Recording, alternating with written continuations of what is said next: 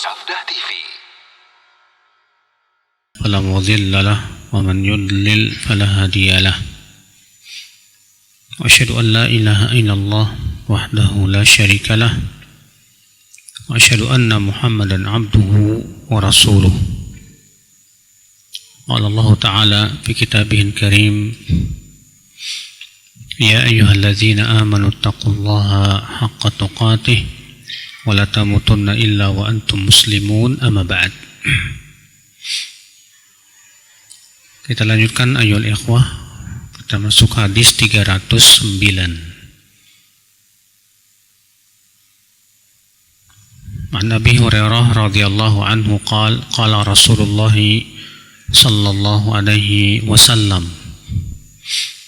kullu sulama minan nasi alaihi sadaqah,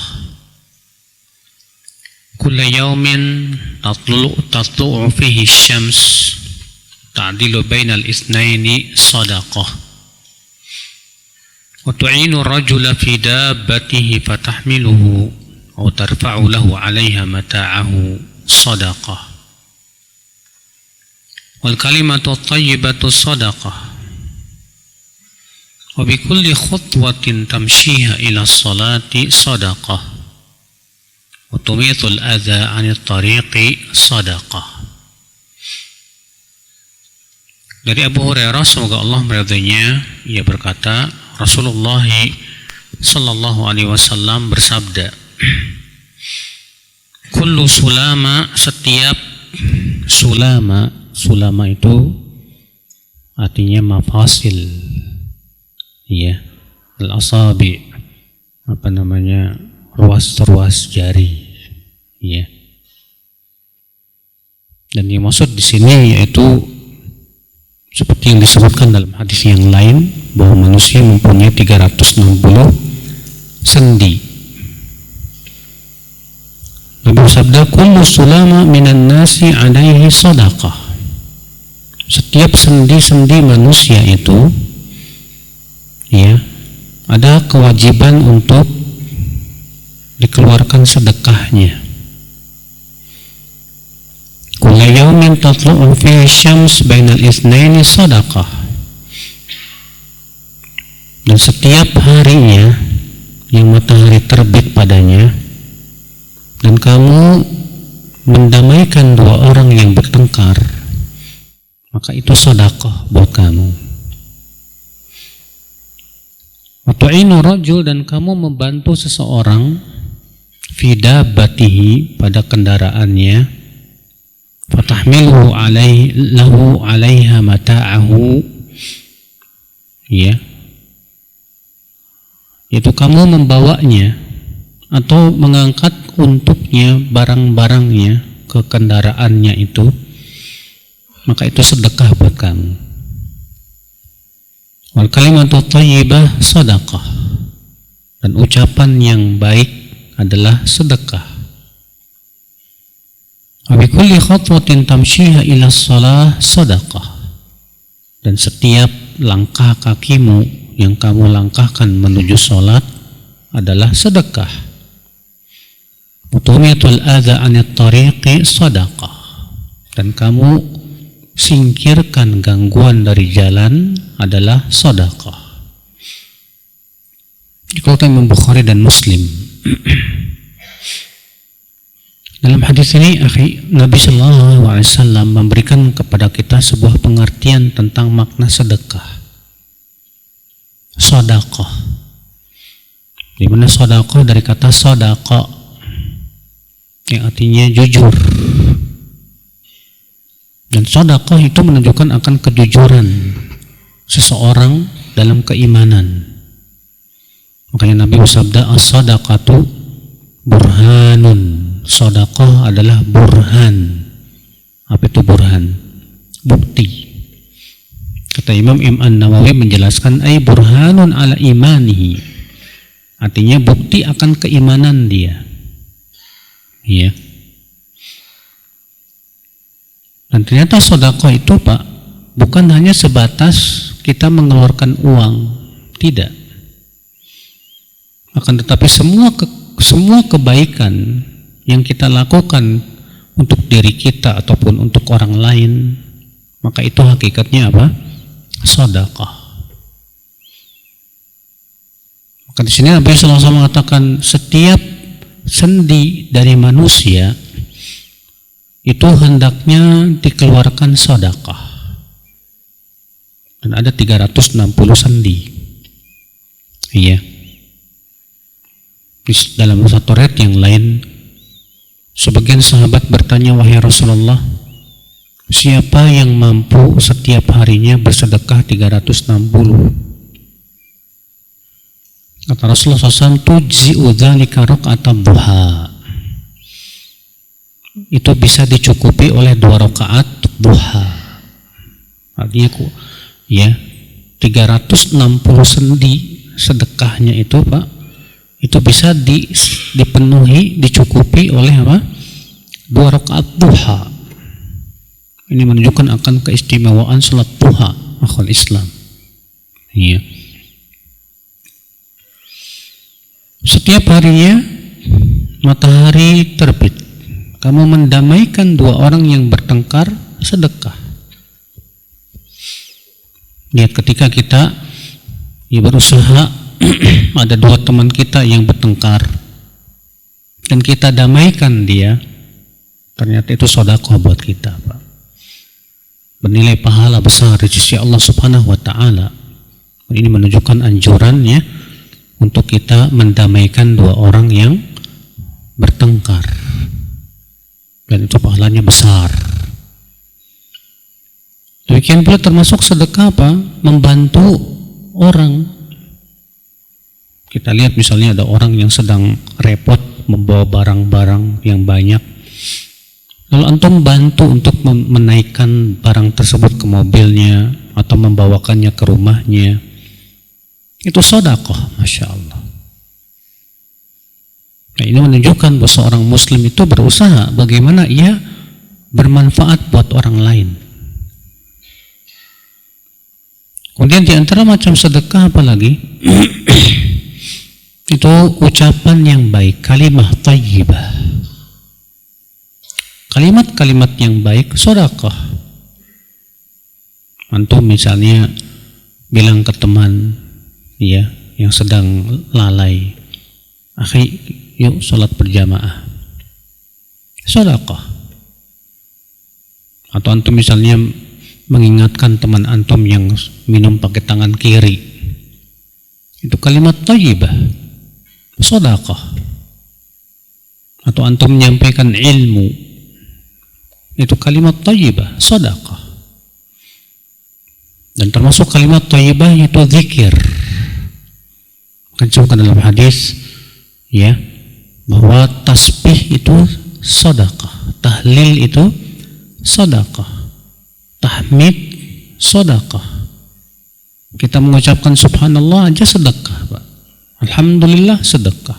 La ilaha illallah sedekah. Allahu akbar sedekah. Masya Allah ya. Itu menunjukkan betapa banyaknya, Pak, macam-macam sedekah itu. Yang hakikatnya sedekah itu adalah kebaikan yang kita berikan, baik untuk diri kita maupun untuk orang lain. Kebaikan berupa amal saleh. Kemudian Nabi menyebutkan lagi, dan setiap langkah kakimu menuju masjid, ya, menuju sholat di masjid, sedekah. Dan ini yang diinginkan oleh penulis buku, karena kita sedang membahas tentang keutamaan pergi kemana? Ke masjid. Betapa besarnya kalau begitu, akhi, kalau setiap langkah kaki itu dianggap sedekah. Itu menunjukkan akan keagungannya. Kemudian kamu mengawaskan gangguan dari jalan, itu apa? Sedekah. Dan jangan kita menganggap remeh loh, Pak. Menganggap menyingkirkan gangguan dari jalan itu. Ketika Isra dan Mi'raj, Rasulullah SAW melihat, ra'aitu rajulan yataqallabu fil jannah. Aku melihat seorang laki-laki mondar-mandir di surga. Rupanya dia masuk surga gara-gara apa, Pak? Gara-gara ya batang pohon yang ia singkirkan dari jalan. Gara-gara itu ia masuk ke dalam surga. Maka intinya akal Islam, jangan kita menganggap remeh kebaikan sekecil apapun. Bahkan senyumnya kita kepada saudara kita sesama muslim saja itu sudah termasuk apa? Sedekah. Iya. Nabi bersabda, at-tabassum fi wajhi akhika sedekah. Kamu tersenyum di wajah saudaramu itu sedekah. Masya Allah.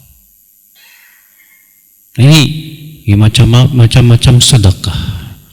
Jadi sebetulnya kita bisa melakukan 360 sendi ya untuk dipenuhi sedekahnya itu. Karena ternyata banyak sekali macam sedekah itu, Pak. Kalau setiap ucapan subhanallah, alhamdulillah, la ilaha illallah, Allahu akbar, sedekah. Maka kita mengucapkan 360 sudah terpenuhi itu sedekah sendi-sendi kita. Iya. Hadis berikutnya 310. An Abi Hurairah radhiyallahu anhu anna Rasulullah sallallahu alaihi wasallam qala: Ala adullukum ala ma yamhu Allah bil khataya wa yarfa'u bihi ad-darajat?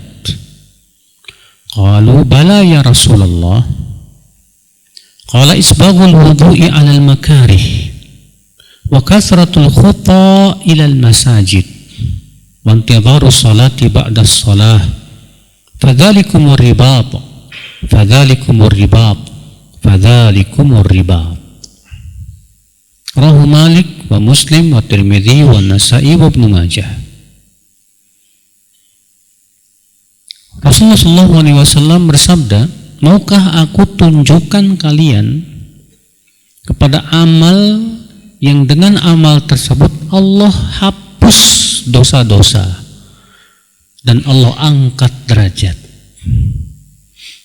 Lalu mereka bertanya, mau wahai Rasulullah? Kata Rasulullah, yaitu yang pertama menyempurnakan wudu di saat sulit. Yang kedua memperbanyak langkah menuju masjid, tentunya untuk sholat berjamaah. Yang ketiga menunggu sholat, ya, setelah sholat sampai sholat berikutnya di masjid. Lalu Nabi bersabda, itulah ribat, itulah ribat, itulah ribat. Apa itu ribat, Pak? Ribat itu maknanya artinya berjaga di tapal batas dalam rangka berjihad, di mana jangan sampai musuh masuk dari arah sana. Itu namanya ribat. Iya. Kenapa Nabi menyebutkan 3 perkara ini sama dengan ribat, Pak? Artinya orang yang betul-betul memelihara ini, Pak, yang pertama dia berusaha untuk menyempurnakan wudu walaupun apa? Sulit. Yang kedua memperbanyak berjalan kaki menuju masjid. Yang ketiga menunggu sholat sampai sholat berikutnya di mana? Di masjid. Itu sama dengan ribat. Karena orang yang bersungguh-sungguh melakukan ini berarti dia sudah menjaga keimanannya. Dia berusaha untuk menjaga apa? Keimanannya. Karena yang namanya iman itu, Pak, bisa mudah dirusak oleh berbagai macam ya hal, perkara-perkara yang merusak. Iman bisa mudah dirusak oleh syahwat. Iman bisa rusak oleh apa? Syubhat. Tentunya syaitan berusaha bagaimana caranya kita rusak iman kita. Nah, 3 perkara ini sama dengan ribat. Sebagaimana halnya ribat, berjaga di tapal batas, jangan sampai ada musuh apa? Musuh masuk dari situ yang akan menyerang. 3 amal pun ini pun juga dalam rangka menjaga keimanan kita, Pak. Karena orang yang senantiasa pergi ke masjid, itu Masya Allah, dosa-dosanya digugurkan oleh Allah. Allah pasti berikan hidayah ke hatinya. Sebagaimana Allah berfirman, innama ya'muru masajidallah man amana billah wal yawmil akhir wa aqama as-salah wa ata az-zakah wa lam yakhsha illa Allah fa asa ulaika an yakunu minal muhtadin. Sesungguhnya yang memakmurkan masjid-masjid Allah itu siapa? Itu orang yang beriman kepada Allah dan kehidupan akhirat, mendirikan salat, membayar zakat, dan tidak takut kecuali kepada Allah saja. Mereka itu pasti mendapatkan hidayah. Apalagi kita menunggu dari salat ke salat berikutnya, maka ini termasuk ribat, karena hakikatnya kita sedang menjaga salat. Dan orang yang betul-betul bersungguh-sungguh menjaga salat, sungguh berarti ia memang jujur keimanannya, Pak. Kan Allah berfirman, hafidhu 'alas salawati was salatil wusta. Hafidhu, jaga oleh kalian dengan sungguh-sungguh salat itu. Terutama salat wusta, itu salat asar. Nabi SAW memberikan jaminan bahwa orang yang benar-benar bersungguh-sungguh menjaga salatnya itu, maka Allah jamin ia untuk masuk ke dalam surga. Nah, ini saudaraku seiman rahimani rahimakumullahu jami'an. Yang ketiga, amal ini perhatikan. Yang pertama tadi, menyempurnakan wudu di saat apa? Sulit. Yang kedua, memperbanyak langkah menuju masjid. Dan yang ketiga, menunggu sholat sampai sholat berikutnya di mana? Di masjid. Masya Allah. Hadis berikutnya 311 juga sama, ya. Rawahu Ibnu Majah aidan min hadits Abi Sa'id Al-Khudri ila annahu qala ala adullukum ala ma yukaffiru Allah bil khataya wa yarfa'u bihi ad-darajat. Qalu bala ya Rasulullah. Fadzakarahu. Nabi bersabda, maukah aku tunjukkan kalian kepada amal yang Allah gugurkan dengannya dosa-dosa dan Allah angkat dengannya derajat? Mereka berkata, mau wahai Rasulullah. Kemudian Rasulullah menyebutkan yang tadi, iya, melangkahkan kaki ke masjid, kemudian menyempurnakan wudhu saat sulit, kemudian apa? Menunggu sholat sampai sholat berikutnya di mana? Di masjid. Itu bisa menggugurkan dosa, menghapus kesalahan, dan mengangkat apa? Derajat. Masya Allah. Iya. Hadis 312 juga sama. Warahu Ibnu Hibban fi sahih min hadits Jabir wa indahu ala adullukum ala ma yamhullahu bil khataya wa yukaffir bihi dzunub. Dan Ibnu Hibban meriwayatkan dalam sahihnya dengan lafaz, maukah aku tunjukkan kalian kepada amal yang dengannya Allah menghapus dosa-dosa dan Allah gugurkan kesalahan. Demikian lafaznya. Hadis 313. Wa an Ali bin Abi Thalib radhiyallahu anhu anna Rasulullah sallallahu alaihi wasallam isbaghul wudu'i fil makarih wa i'malul aqdami ila al masajid wa intidharus salati ba'da as-salah taqsilul khataya ghusla. Menyempurnakan wudu saat sulit, itu saat dingin banget atau kita sedang sakit, ya. Dan melangkahkan kaki menuju masjid dan menunggu sholat sampai sholat berikutnya, itu mencuci dosa sesuci-sucinya, sebersih-bersihnya. Ini akhi, kita sangat membutuhkan amalan ini akhi. Karena setiap manusia pasti tidak lepas dari dosa. Setiap manusia tidak lepas dari kesalahan. Tapi dengan cara seperti ini kita menghapus dosa-dosa kita biiznillah. Ya. Makanya antum yang senantiasa pergi ke masjid, melangkahkan kaki, Allah ya akhi, itu luar biasa. Ya. Hadis berikutnya 314. Wa Abi Hurairah radhiyallahu anhu anna Nabiy sallallahu alaihi wasallam qala man ghada ila al-masjid aw raha a'adda Allah lahu fil jannati nuzulan kullama ghada aw raha. Siapa yang pergi ke masjid di waktu pagi atau di waktu petang, Allah akan persiapkan untuknya di surga nuzulan. Nuzul artinya tempat singgah.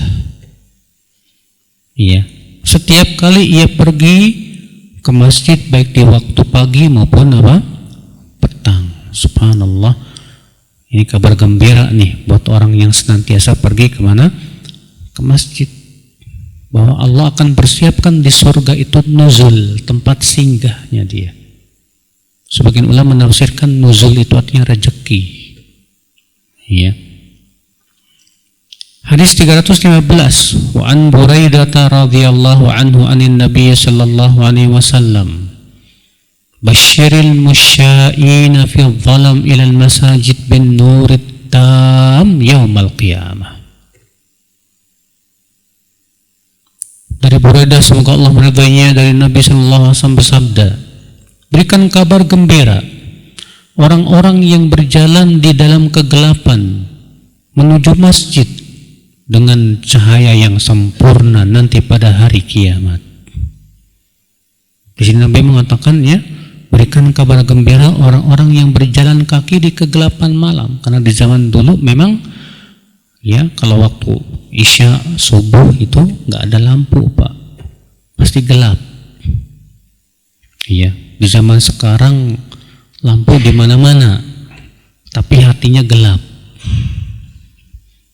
Pada zaman dulu jalannya gelap, tapi hatinya apa? Terang, pergi dia. Di zaman sekarang lampunya di mana-mana, jalannya terang, tapi hatinya gelap. Mau pergi ke masjid berat. La haula wala quwata illa billah. Jangan sampai kita termasuk seperti itu, ya akhi. Di sini menunjukkan Pak, al-jaza min jinsil amal, bahwa balasan itu sesuai dengan jenis perbuatan, Pak. Ketika orang yang berjalan di kegelapan yang menuju sholat berjamaah, Allah gantikan dengan cahaya nanti pada hari kiamat. Berarti kita yang jalannya terang nggak dapat keutamaan ini dong.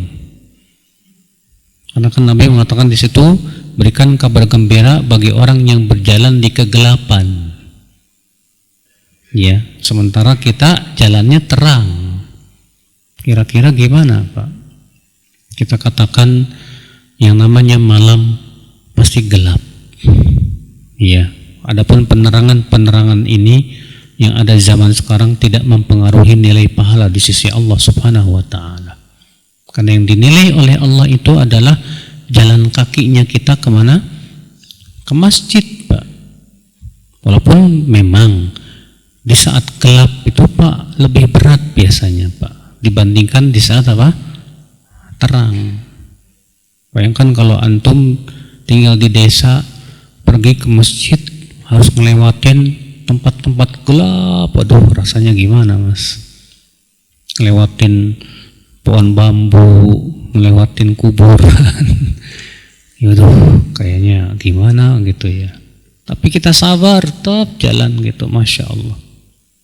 Ya, tawakal kepada Allahnya kuat, maka ini pahalanya jauh lebih besar di sisi Allah Subhanahu wa taala.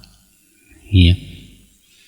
Hadis 317, wa an Abi Hurairah radhiyallahu anhu anna Rasulullah sallallahu alaihi wasallam, inna Allah la yudhi'u lil ladzina yatakhallaluna ila al masajid fi dhalam bi nurin sati'in yaumal qiyamah. Sesungguhnya Allah akan memberikan cahaya kepada orang yang melangkahkan kakinya ke masjid di dalam kegelapan dengan cahaya yang terang benderang nanti pada hari kiamat. Subhanallah. Ya. Rawahu Tabrani fil Awsat bi isnadin hasan. 318 juga sama. Wa an Abi Darda radhiyallahu anhu, anin Nabi sallallahu alaihi wasallam qala: Man masya fi dhulmatil laili ila al-masjid laqiya Allah azza wa jalla binurin yaumal qiyamah. Siapa yang berjalan di kegelapan malam menuju masjid, maka ia akan bertemu dengan Allah dengan membawa cahaya nanti pada hari kiamat. Masya Allah. Dan itu yang kita butuhkan, akhi, karena di hari kiamat itu sebutkan dalam hadis Rasulullah ditanya, ya Rasulullah, ya, di mana manusia nanti di padang mahsyar itu? Ya, kata Rasulullah, tahtal qantarah, di bawah jembatan. Dan mereka berada dalam kegelapan yang sangat gelap.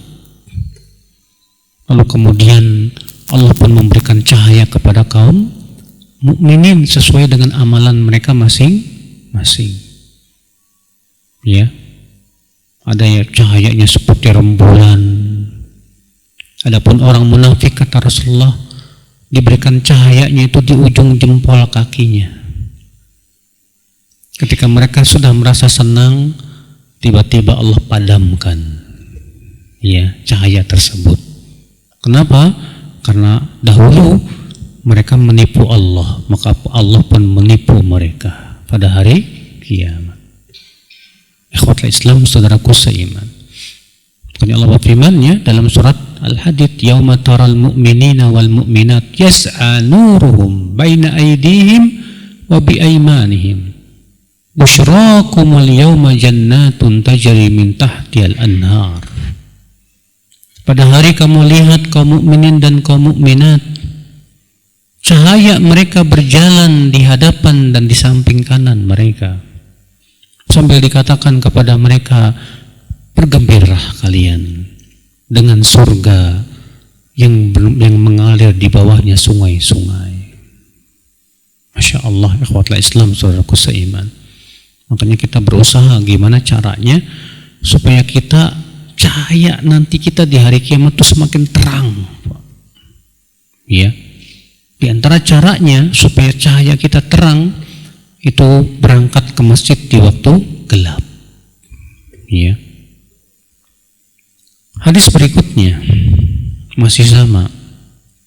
Wa an Sahal bin Sa'ad As-Sa'idi radhiyallahu anhu qala qala Rasulullah sallallahu alaihi wasallam liyubashshiril musya'una fi dhulmi ilal masajid bin nurit tam yaumal qiyamah.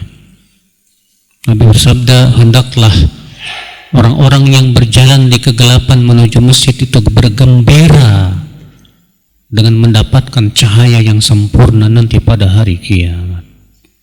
Iya. Di dunia cahayanya itu ada di hati, Pak. Dan tak akan terlihat di air wajah. Orang yang hatinya bercahaya akan terlihat wajahnya pun ya enak dipandang biasanya, akibat ketakwaan dia kepada Allah Subhanahu wa ta'ala. Cahaya di hati itu, Pak, yang membuat hatinya itu apa? Lapang. Ya, itu yang kita butuhkan di dunia. Kita membutuhkan cahaya di hati, Pak. Dan cahaya di hati itu yang akan berubah menjadi cahaya beneran, yang akan menerangi ya biidznillah. Hadis 320. Wa an Abi Umamah radhiyallahu anhu anna Rasulullah sallallahu alaihi wasallam qala man kharaja min baitihi mutatahhiran ila salatin maktubatin fa ajruhu ka ajril hajil muhrim wa man kharaja ila tasbihil duha la yunsibuhu illa iyyah fa ajruhu ka ajril mu'tamir wa salatun ala athari salatin la laghwa bainahuma kitabun fi illiyin. Siapa yang keluar dari rumahnya dalam keadaan ia telah berwudu, ya, menuju sholat 5 waktu di masjid, maka pahalanya sama dengan pahala orang yang haji dan berihram. Dan siapa yang keluar menuju sholat duha dan tidak ada niat dia pergi ke masjid kecuali untuk sholat duha, maka pahalanya sama seperti orang yang berumroh. Dan sholat setelah sholat, di mana tidak ada perbuatan sia-sia di antara keduanya, itu tercatat dalam Illiyin. Ikutlah Abu Daud dari jalan Al-Qasim bin Abdurrahman dari Abu Umamah. Hadis ini kata Syekh Albani hasan. Hadis ini menunjukkan keistimewaan lagi, Mbak. Orang yang keluar ke masjid untuk sholat 5 waktu. Nabi mengatakan siapa yang keluar dari rumahnya dalam keadaan dia telah bersuci. Jadi wudunya di mana? Di rumah, ya. Menuju sholat wajib, maka pahalanya sama dengan pahala apa? Orang yang berhaji berihram. Loh, kok bisa? Kita katakan bisa, loh. Bukankah sholat 5 waktu adalah rukun Islam yang terbesar setelah 2 kalimat syahadat? Mana yang lebih agung, Pak? Sholat atau haji? Sholat. Sholat lebih agung dari haji. Walaupun semuanya agung, sahih. Haji termasuk rukun Islam tidak? Termasuk. Sholat termasuk rukun Islam? Termasuk. Tapi mana yang lebih agung dari 2 rukun Islam ini? Sholat. Iya. Orang yang akhwat Islam, saudaraku seiman, yang melakukan sholat 5 waktu bersungguh-sungguh, di antaranya dengan pergi sholat berjamaah. Kalau ia lakukan itu dengan kesungguhan, setiap sholat pergi ke masjid, maka tidak aneh kalau ia diberikan pahala sama dengan pahala apa? Haji. Sangat tidak aneh. Karena kedudukan sholat di sisi Allah sangat agung. Ya. Makanya Nabi bersabda, "I'lamu anna khairu a'malikum as-salah." Ketahuilah sebaik-baik amal kalian adalah sholat. Lihat, sebaik-baik amal adalah sholat. Haji hanya wajib seumur hidup sekali, tapi sholat wajib 5 waktu dalam sehari. Maka ini bagi orang yang betul-betul menjaga sholat 5 waktu dengan cara berjamaah di mana, Pak? Di masjid, ini dapat pahala sama dengan pahala apa? Haji. Masya Allah. Kemudian Rasulullah sabda, dan siapa yang menuju, yang keluar dari rumahnya untuk sholat duha di masjid. Ini menunjukkan, Pak, bahwa disunnahkan sekali-kali sholat duha itu di mana? Di masjid. Walaupun pada asalnya ya, sholat sunnah itu lebih utama di mana? Di rumah. Tapi Nabi menganjurkan sekali-kali kita sholat duha di mana? Di masjid. Kata Nabi SAW, siapa yang keluar menuju sholat duha dan tidak ada niat kecuali untuk sholat duha, maka pahalanya sama dengan pahala orang yang berumroh. Ini hadis termasuk muskil di kalangan para ulama. Iya. Bagaimana Nabi menyebutkan pahala yang begitu besar untuk sholat duha, sementara Nabi SAW sendiri, ya, bisa dikatakan jarang melakukan sholat duha. Sehingga sebagian ulama mengatakan, oh ini maksudnya adalah bagi mereka yang di rumahnya memang tidak ada tempat untuk sholat, sehingga dia sholatnya di mana? Di masjid. Atau misalnya dia sedang berada di pasar, kemudian dia meninggalkan jual belinya pergi ke masjid demi sholat apa? Duha. Dan ini yang dirajihkan oleh ya Al-Mubarakfuri dan disebutkan juga oleh Syekh Mulla Al-Qari dalam kitab mirqahnya. Sementara Ibnu Hajar Al-Haytami mengatakan hadis ini menunjukkan bahwa disunnahkan salat duha di mana? Di masjid. Iya. Dan disebutkan dalam hadis yang lain bahwa Rasulullah SAW pernah mengirim pasukan, Pak. Rupanya pasukan ini pulangnya cepat, ghanimahnya banyak. Sudah gitu jaraknya nggak jauh lagi. Maka para sahabat berkata, bah hebat sekali pasukan ini. Iya, sudah pulangnya cepat, ghanimahnya banyak. Apa kata Rasulullah? Maukah aku tunjukkan kepada yang lebih cepat pulangnya dan lebih banyak ghanimahnya? Apa itu ya Rasulullah? Itu seseorang berwudu di rumahnya lalu pergi ke masjid untuk salat duha. Maka ia lebih cepat pulangnya dan lebih besar ghanimahnya. Itu tuh menunjukkan, Pak, kita dianjurkan sekali-kali untuk salat duha di mana? Di masjid. Iya. Kemudian salat ala athari salah. Salat setelah salat, di mana tidak ada antara kedua salat itu sia-sia, itu tercatat dalam illiyin. Dan ini biasa, ini masuk padanya Pak, salat sunnah rawatib. Antum habis salat wajib, zikir. Setelah zikir selesai, antum salat apa? Sunnah. Lihat, di antara keduanya tidak ada yang sia-sia.